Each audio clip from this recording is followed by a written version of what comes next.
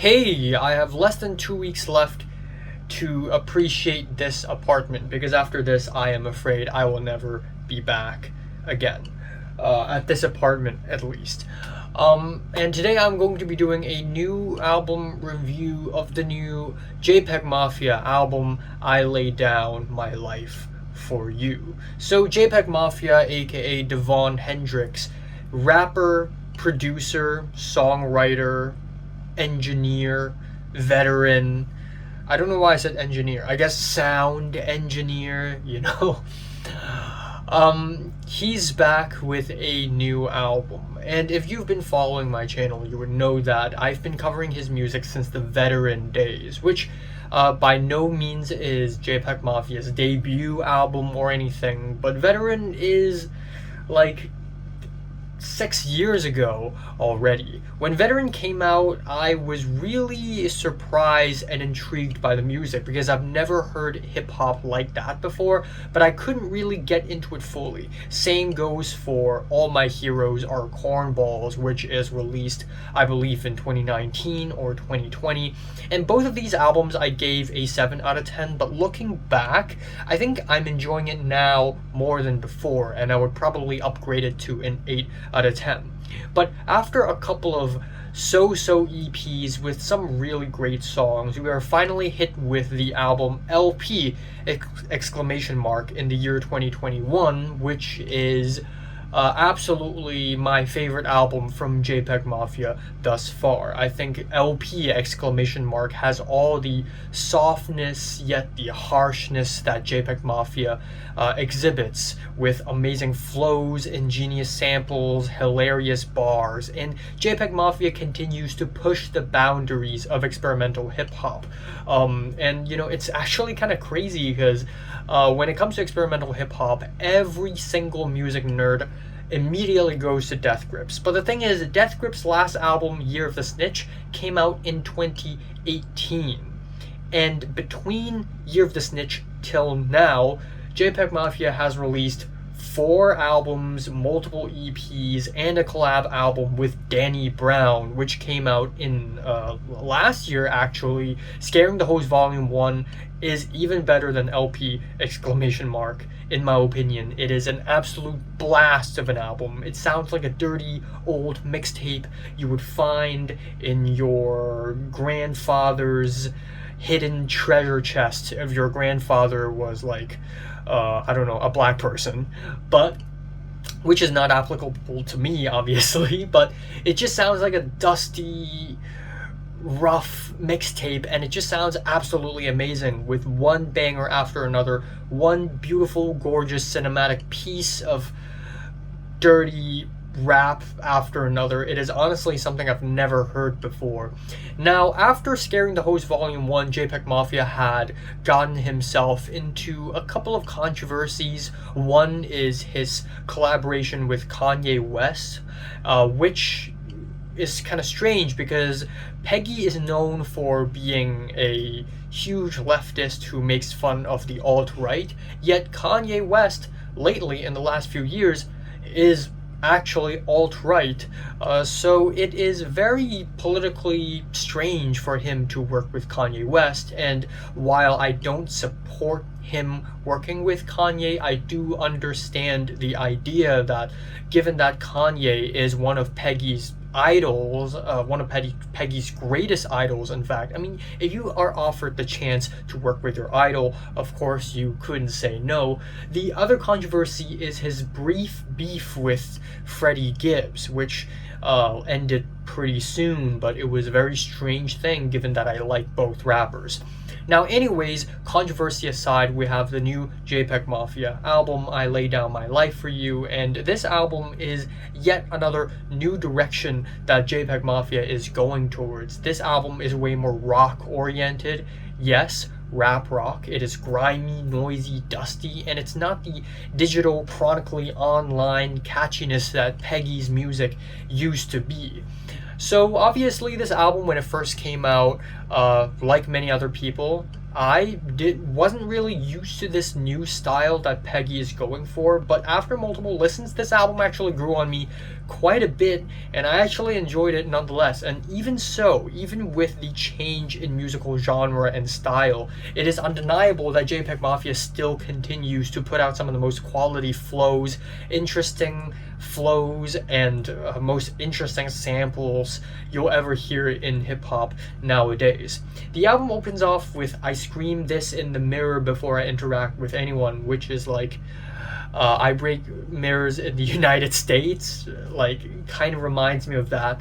We have some simple rapping over hi-hats and cymbals, and then the distorted guitars sort of gets introduced into the track. It's raw, rough around the edges, and it is immediately apparent that this is a huge departure from his usual style. But unfortunately, this album opener is also kind of one note, and usually JPEGMAFIA albums have amazing openers. Unfortunately, this one is a bit sleepy for me.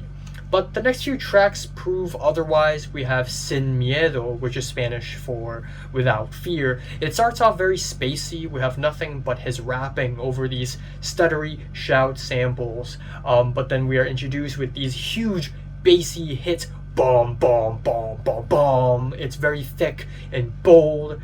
We have these wild, flashy guitars, and it sort of just builds up into this glitchy, buzzy, danceable banger. It sounds really similar to the album opener, yet it feels complete. It feels like it really built towards something, and it is a legitimately fantastic track.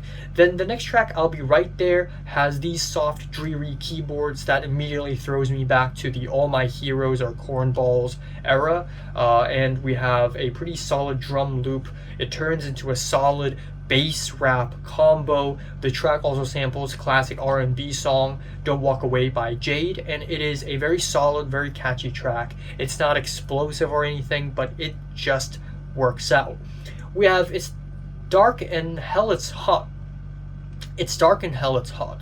We have some chipmunk Spanish rapping, a deconstructed break beat, some shrill buzzes, breathy sounds. I love how choppy it is, but the whole track pretty much stays the same sonically throughout the entire duration, and it just gets pretty stale pretty fast. Following that, we have New Black History, which is exciting because Vince Staples is featured on this track, one of the few times a big rapper is featured on a JPEGMAFIA song. The beat is, however, very tedious and slow with its angular synths. Lyrically, they take shots at Jonathan Majors and Drake, once again reflecting their controversies with the context of African American history right now. Following that, we have the lead-up single to the album, Don't Rely on Other Men. Again, I love the song title here. This is a really good song title. When this single was released, I didn't really care for it because it is too rough. It's got this mixtape quality to it. It sounds really unpolished and half-baked. And then we have these stuttery bum, bum, bum sound hits that, while it sounds cool, it doesn't really hold up musically, but on repeated listens, it grew on me a lot. I love how noisy and grimy it is, especially the kick drums. It's slow and menacing, and this is actually the album version of the single. So the ending of this track is way more drawn out, and it gets pretty intense. And so after repeated listens, I think this track sounds way better than it initially sounds. The track Vulgar Display of Power has slower, more awkward flows, and we have these rough, grinding, distorted guitars. At this point, this track has fully become a rap rock song, and it sounds interesting, not necessarily great. But I can't say the same for the next track, Exmilitary, which at the first glance may refer to the Death Grips mixtape Exmilitary, but after listening to the lyrics, it obviously refers to JPEGMAFIA himself being a veteran, having served in the military. This track has a really familiar sounding sample, and after some research, it's actually a sample of Wu-Tang Clan's Tears, which is actually false because that track, Tears, is a sample of another song, After Laughter, by Wendy Renee. And the last leg of the track features these cinematic strings and changing flows, which is absolutely amazing, and this is amazing. The track Jihad Joe is a spacey track with dusty drums. It's okay, not that memorable or anything.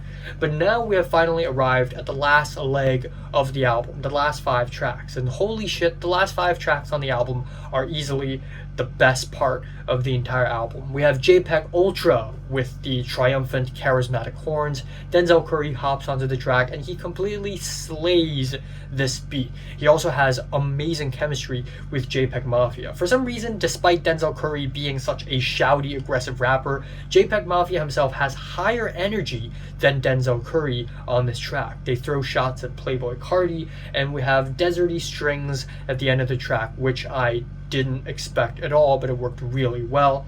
The track Either On or Off the Drugs hit another controversial moment on this album where JPEGMAFIA decided to sample an AI-generated Future song, but this is also an oddly laid-back song for Peggy where he gets personal, rapping about mental struggles and possibly facing abuse. The track Loop It and Leave It has reverby rapping, a pretty slick drumless intro that transitions into some glittery pianos, and once again the track gets spacey and cinematic, and it sounds so interesting and nothing like I've heard Peggy before. The penultimate track, Don't Put Anything on the Table, features Buzzy Lee, where we see the album get dreamier and softer. We have these Lana Del Rey-esque vocals, which, after further research, it's not Lana Del Rey. It is a singer called Buzzy Lee, and her vocals are bittersweet and dreamy and driving. We have these watery guitars that, for some reason, really reminds me of David Rawson's music, which I really, really love. It's a comparison that I completely did not expect myself to make when comparing to Peggy's music.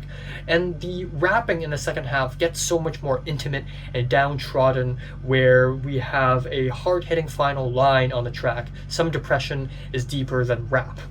Finally, the album ends off with I Recovered From This, with the pitched group vocals from Jeanette Jackson, and the group vocals being her own vocals but stacked on top of each other. It's solemn, it's sorrowful, and it leads into some sad guitars. And Peggy gets personal by talking about how he's been a shitty boyfriend, saying that everyone he's dated deserved better men, ouch, and how they deserve actual love, actual heart, actual care. And the same way Kendrick Lamar gets personal on Mr. Morales, I realize that a lot of rappers, especially a lot of artsy rappers lately, also try to get personal in their music. Maybe it's a new trend, and it's very interesting to see hip-hop going towards that direction. Going towards a more vulnerable and transparent direction. A very interesting cultural movement indeed. But in general, I think this is an oddly beautiful and personal and almost surreal moment for a JPEGMAFIA album to end on. Something that I totally didn't expect, something that I totally haven't heard of from a JPEGMAFIA album. So yeah, overall, the album ended off really interestingly. Even though there are a lot of duds in the first half of the album, the second half of the album definitely made up for the first half, and this album still ended up being one of the more interesting hip-hop albums I've heard in the year thus far. I'm giving the new JPEGMAFIA album, I Laid Down My Life For You, a light 8 out of 10. So yeah, have you listened to the album? Comments below, let me know. Subscribe if you want more. Thanks for watching. Subscribe if you want more. And thanks for watching.